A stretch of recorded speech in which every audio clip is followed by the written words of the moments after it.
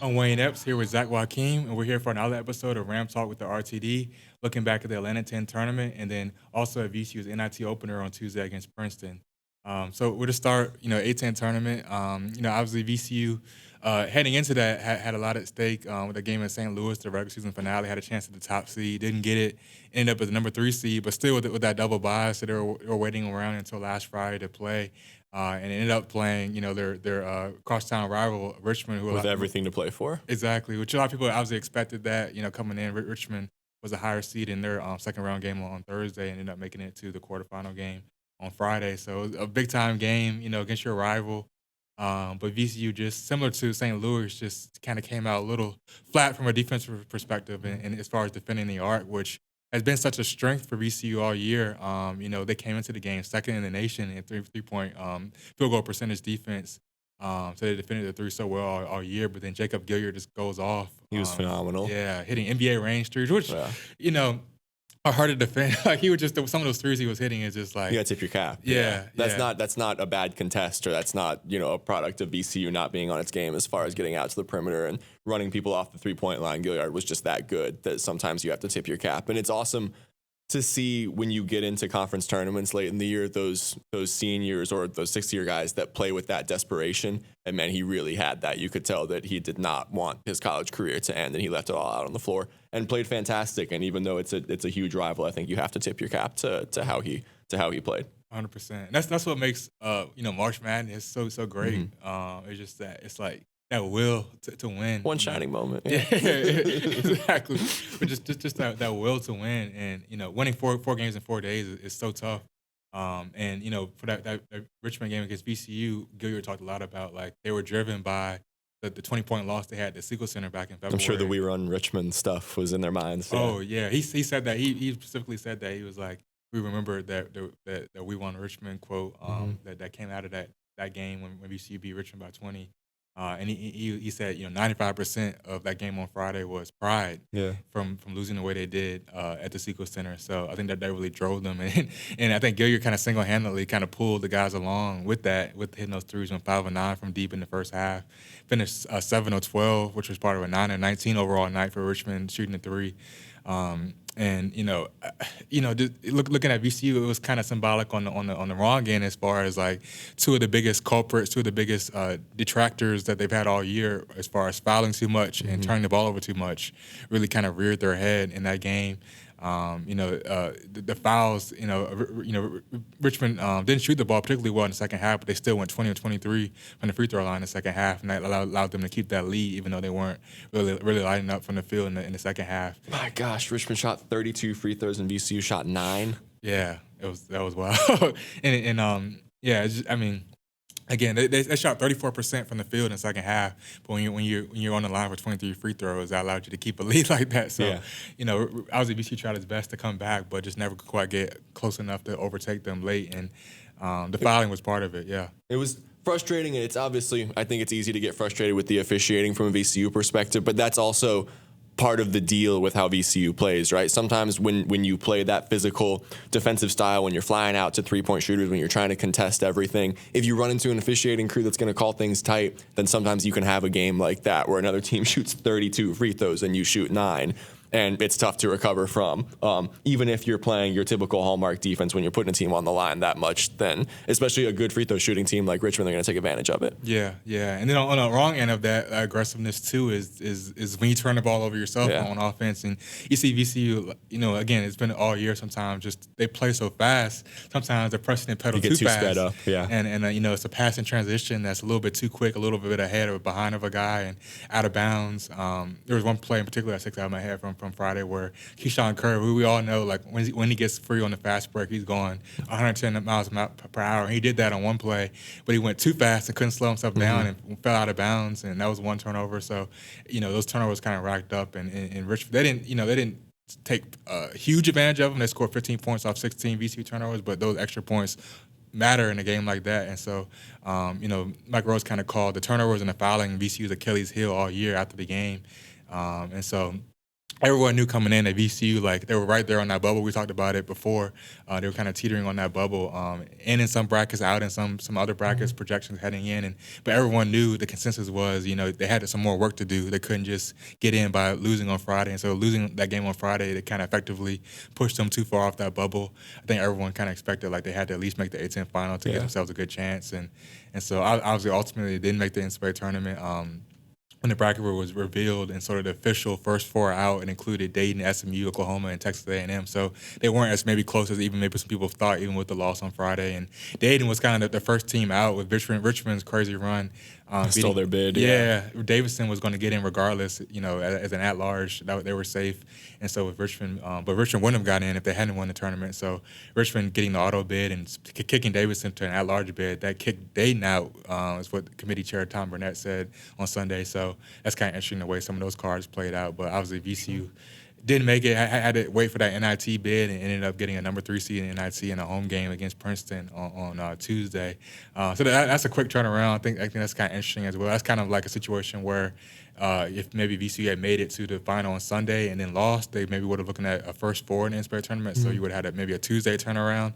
In NIT, they had a Tuesday turnaround. That's very quick. It was so interesting watching the A-10 kind of cannibalize itself, right, with the amount of teams that it had on the bubble. I think St. Louis was kind of in and around it a little further back than VCU and Dayton were. But when you have teams that are that close on the bubble, you have games like VCU St. Louis late in the year, and then Richmond directly stealing Dayton's bid, that you're going to be battling each other for those at-large spots when you have that many teams that are in and around. And that's going to be the narrative with a conference like the A-10. That's a mid-major conference, right? And so you have a few teams that are always going to be in and around that bubble, and you're stealing bids from one another. And I thought it was fun, toward the end of the year playing bracketology like we did in those few weeks leading up to it.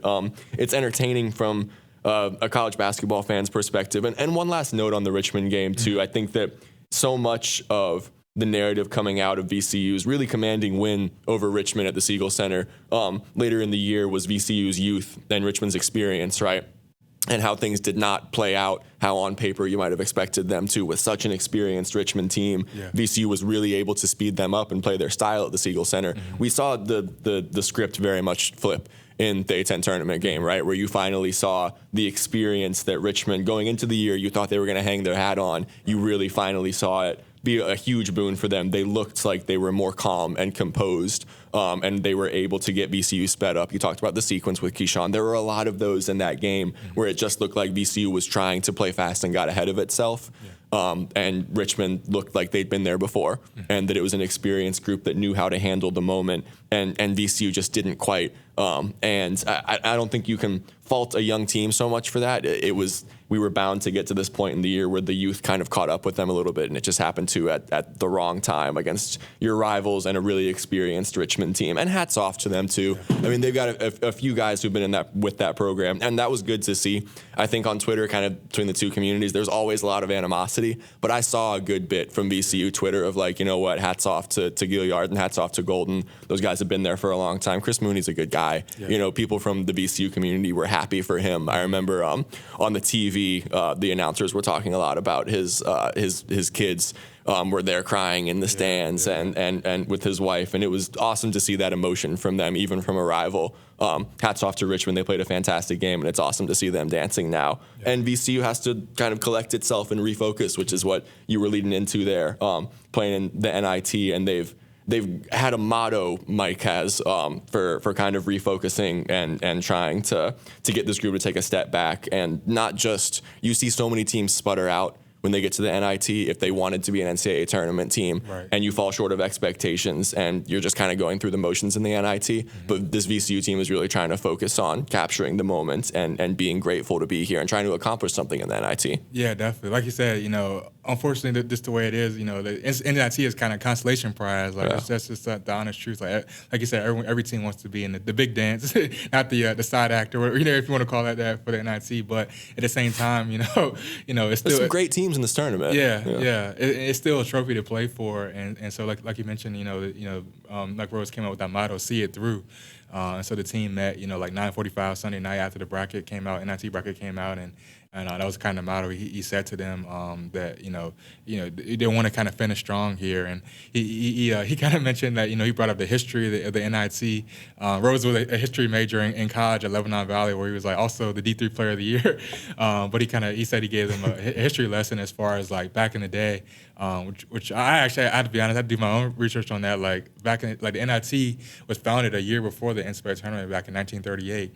And back in those early days, like it was a more prestigious tournament early on before the NCAA Tournament became the tournament. Mm-hmm. So that was kind of interesting. So he kind of mentioned that to the guys to help motivate them as well. And then again, just bringing up that see it through motto of like, okay, let's see what we've done through. He mentioned that he felt like this group has kind of overachieved a little bit because as we've talked about, like coming in, there were so many question marks between the ace injury, Jameer Watkins being out, losing Bones Highland. So just how young the team was in general. Yeah. So even being a top 4 seed and having a chance to make the tournament as an at-large, he felt like they overachieved. So now he's like, see it through. Let's try to get to Madison Square Garden. He mentioned the prestige of playing in that building. He brought that up to the guys on Sunday night as well, trying to get the opportunity because if they win 2 more games now after beating Princeton, if they win 2 more games and get to Madison Square Garden, that's where the semifinals and finals are, and that's always a big stage. So, and there's history too with this VCU program, like which Rhoades knows well. Like Shaka's first year when Rhoades was an assistant there, they won the CBI, and a lot of people kind of attribute that to like what they ended up doing that following year and going to the Final Four is just the experience they got to making a postseason run like that. And one more anecdote too that was kind of cool that Rhoades brought up was like when he was still at Runoff Macon in 2008. That was the last year VCU played in the NIT before this year. Shout out Macon, by the way, right now on an awesome postseason run as well. Yeah, which they're like the way they've won is wow. Like Buzz Anthony, four-time player of the year in the ODAC. Like they're doing some crazy things. But Rhoades obviously had a successful 10-year run there too before he went to VCU on Shaka's staff. And in 08, he said it was date night with his wife. They went out to the Siegel Center to watch VCU play UAB in the NIT that year back in March 2008. And VCU lost that game in the first round, even though they were a higher seed. And he kind of brought that up with the team as well on Sunday night, getting ready for this week. Was just like he said, "Don't be that guy. Don't be that guy that is not motivated and loses in the first round." And I think all that together, also VCU's disappointment from the way they played in the Richmond loss, but also the St. Louis loss. I think that also gave them some extra fire too. And they came out Tuesday and they played better defensively in the first half. Not an easy draw either against a good Princeton team. Very good. They can really shoot the three. They can. One of the best three-point shooting teams in the country. They had the Ivy League Player of the Year as well. They were the Ivy League regular season champ. And you saw VCU, I thought very interestingly, just like if you break out three of the biggest weaknesses of this team, it was offense, particularly early on. Mm-hmm. It was those turnovers and it was the fouling. And then they come out on Tuesday, they score season high in points. They tied a season low in turnovers and fouls. You could really see where the emphasis was. Yeah, and so I think for them, when you talk about that see it through model, I think that's a productive outing for them. And that's huge for a young team that you can see that they know where the issues are and where to focus their attention. That's a great sign of progress from them. Mm-hmm. And Princeton 9 of 26 from 3. They still, you could see that it's a great 3-point shooting team. They have a lot of guys that they can spread the floor with and catch and shoot really quick. Tough to contest, quick releases. But VCU did a good job. It was a high-scoring, up-and-down game. It was a fun game. Yeah. And once you get to a postseason tournament like the NIT, I think you saw a little bit of everyone lets loose a little bit, and there's perhaps more flow to the game, and that's why we saw the 90 to 79 points output that we saw. The Siegel Center was fun. Yeah. It was a little bit smaller crowd, like 2,700, which on a short notice on a Tuesday night, that's you can't really ask for much more than that. But I feel like those who were there were really into it, and the crowd got up at it. I think Jalen Deloach tweeted after the game, "We have the best fans in the country." Yeah. So it was a good atmosphere. It's postseason basketball, and like I said, Rich Princeton, you kind of saw that 3-point shooting in the second half. So I think it's interesting. Like VCU, Princeton shot 57% in the second half. VCU for how it's progressed offensively, they outgunned them in the second half. Shot 59%. A lot of that was inside scoring too. They had finished with 56 points in the paint, which was a season high as part of that season high 90 points. So they really did a good job of kind of out-muscling them inside in that second half. And so it's very interesting just mention that motto. Just I feel like this tournament, the biggest thing they can do is kind of help set the stage for next year, like that CBI did back in 2010. And so when you look at them kind of correcting the issues the way they did in that game, I think that's it's incredibly valuable experience. Very valuable, yeah. So it was very intriguing to see how that played out, and it was fun to watch. And it's so easy to get to the NIT for a team. We were talking about this before we went on air here.